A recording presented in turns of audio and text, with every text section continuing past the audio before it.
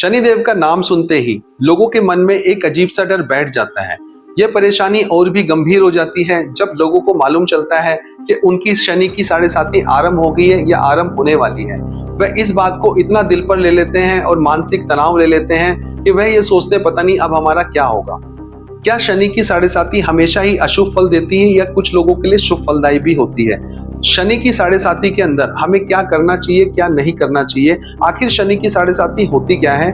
आज हम इसी विषय के बारे में बात करेंगे।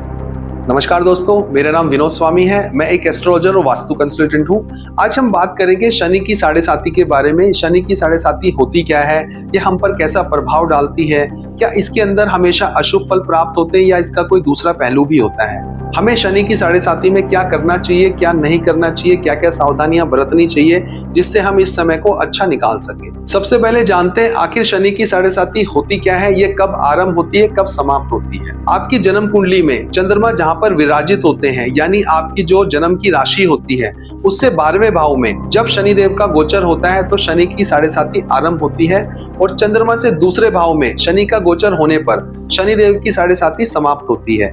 यानी कुल 3 चरणों के अंदर 7.5 वर्षों तक शनिदेव का चंद्रमा के ऊपर प्रभाव रहता है। इस समय को शनि की 7.5 कहा जाता है, यानी कि चंद्रमा के ऊपर 7.5 वर्षों तक शनिदेव का प्रभाव रहना 7.5 कहलाता है। यानी शनिदेव 2.5 वर्ष के 3 चरणों को 7.5 साल में पूर्ण करते हैं, जिसे शनि की 7.5 कहा जाता है। यह समय काफी लोगों के लिए काफी टेंशन भरा रहता है। इसके अंदर लोग काफी चिंताग्रस्त रहते हैं। शनिदेव एक राशि के अंदर 2.5 वर्षों तक रहते हैं। कुल मिलाकर 12 राशियों को पार करने में शनिदेव को 30 वर्ष लगते हैं। इसका मतलब 30 वर्षों के बाद शनि की 7.5 दोबारा से आपके जीवन में प्रवेश करती है। अब हम जानते हैं आखिर शनि की 7.5 में क्या परेशानी आती है। चंद्रमा आखिर क्या है? चंद्रमा हमारे मन का कारक है, हमारी भावनाओं को कारक है, हमारे विचारों का कारक है। इसलिए शनि के इस गोचर का प्रभाव सबसे ज्यादा हमारे मन पर यानी कि चंद्रमा पर ही पड़ता है। इसलिए शनि की 7.5 को काफी नेगेटिव लिया जाता है, क्योंकि इसके अंदर सबसे ज्यादा आपके मन के अंदर डिप्रेशन आना, आपको चिंता बढ़ना, ये सब परेशानियां आपको देखने को मिलती है। जैसे कि आप जानते हैं शनि और चंद्रमा दोनों के मिलन होने से एक डिप्रेशन का माहौल क्रिएट होता है। जातक चिंताग्रस्त हो जाता है, ना चाहते हुए भी उसके मन के अंदर चिंताएं हावी होने लगती है। यह शनि की 7.5 का सबसे मुख्य प्रभाव होता है। शनि की 7.5 का प्रभाव मानसिक तौर पर ज्यादा होता है बजाय शारीरिक तौर पर, क्योंकि शनि जो है वह डिप्रेशन का कारक होता है और चंद्रमा हमारे मन का कारक होता है। जब भी ये दोनों का एक प्रभाव में आते हैं तो लोगों को काफी चिंता का सामना करना पड़ता है। उनको ना चाहते हुए भी मन के अंदर टेंशन हो जाती है। शनि की 7.5 के अंदर बाहर से व्यक्ति देखने में शायद बहुत अच्छा लगे, लेकिन अक्सर ऐसा देखने को मिलता है कि ऐसे लोग मानसिक पीड़ा का सामना कर रहे होते हैं। वह छोटी छोटी बात पे बड़ी टेंशन ले लेते हैं, ना चाहते हुए भी टेंशन उनके दिल में घर कर जाती है। वह डिप्रेशन का शिकार भी हो सकते हैं। ऐसी कुछ घटनाएं शनि की 7.5 में देखने को आमतौर पर मिलती है। लेकिन ऐसा भी नहीं है कि शनि की 7.5 सभी के लिए खराब जाती है।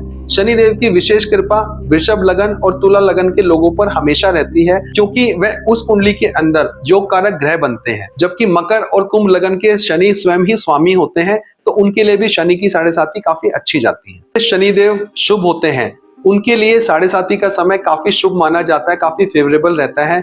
इस समय पे आपको नई नई अपॉर्चुनिटी मिलती है, नए नए प्रोजेक्ट आरंभ होते हैं, कैरियर के अंदर ग्रोथ होती है, आप प्रॉपर्टी का निर्माण कर सकते हैं, प्रॉपर्टी खरीद सकते हैं, आपको काफी पॉजिटिव अपॉर्चुनिटीज मिलती है। शनि की 7.5 का प्रभाव देखने के लिए हमें चंद्रमा की स्थिति भी देखनी जरूरी होती है। अगर चंद्रमा की स्थिति अच्छी होती है, यानी वह अच्छे भाव के स्वामी होते हैं, अच्छे भाव में बैठे होते हैं, शुभ ग्रहों के साथ हो या शुभ ग्रहों से दृष्ट हो, उच्च के बैठे हो, उन पे कोई बुरा प्रभाव ना हो, यानी किसी खराब ग्रह का उन पर प्रभाव ना हो, तो शनि की 7.5 उनकी बहुत अच्छी जाती है। बल्कि शनिदेव खुश होकर कुछ ना कुछ एक्स्ट्रा ही देकर जाते हैं। जैसे कि आप सभी जानते हैं शनिदेव कर्म फल दाता होते हैं। वह हमेशा ही आपके कर्मों के अनुसार ही आपको फल देते हैं।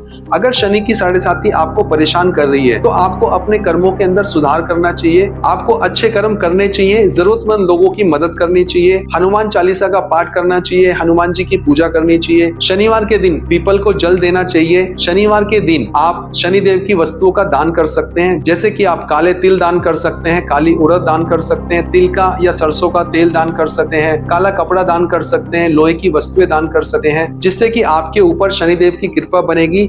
साढ़े साथी के अंदर आपको शुभ फल प्राप्त होंगे। इसके अलावा शनि की साढ़े साथी के अंदर आपको कोशिश करनी चाहिए कि आप कोई भी टेंशन ना लें, चिंताग्रस्त होने से बचें। जितना आप चिंताग्रस्त होने से बचेंगे उतना ही शनि की साढ़े साथी का प्रभाव आप पर कम होगा। इसके अलावा आप एक काम कर सकते हैं कि शनि की साढ़े साथी के अंदर अपने आप को इतना बिजी कर ले किसी एक्टिविटी के अंदर, कुछ नई चीजें सीखने में, जिसका फल आपको शनि की साढ़े साथी समाप्त होने के बाद अवश्य मिलेगा। अगर आप बिजी रहते हैं तो एक तो आप टेंशन कम लेंगे, अपने आप को कार्य के अंदर व्यस्त रखेंगे, ये आपके लिए बहुत अच्छा होगा। दूसरा, शनि की साढ़े साथी के अंदर जो आप कार्य सीखेंगे शनि की साढ़े साथी खत्म होने के बाद वह आपको काफी शुभ फलदायक होगा। इससे आपको दो फायदे होंगे, एक तो टेंशन नहीं रहेगी, दूसरा आप एक नई चीज भी सीख जाएंगे। कभी भी शनि की साढ़े साथी से ज्यादा नहीं डरना चाहिए। इसके जो मुख्य परेशानी बनती है वह मानसिक तनाव बनता है। कोशिश करें, मेडिटेशन करें, अपने आप को बिजी रखें, ज्यादा टेंशन ना लें। ये सबसे अच्छा उपाय शनि की साढ़े साथी का माना जाता है। मुझे आशा है दोस्तों इस वीडियो में दी गई जानकारी आपको अच्छी लगी होगी। अगर ये वीडियो आपको पसंद आया हो तो इस वीडियो को लाइक कीजिए, शेयर कीजिए, हमारे चैनल को सब्सक्राइब कीजिए, साथ ही साथ बेल आइकन को भी दबा दीजिए ताकि आने वाले सभी वीडियोस की नोटिफिकेशन आपको समय अनुसार मिल सके। जल्दी आपसे मिलते हैं किसी नए विषय, नए वीडियो के साथ में। नमस्कार, धन्यवाद।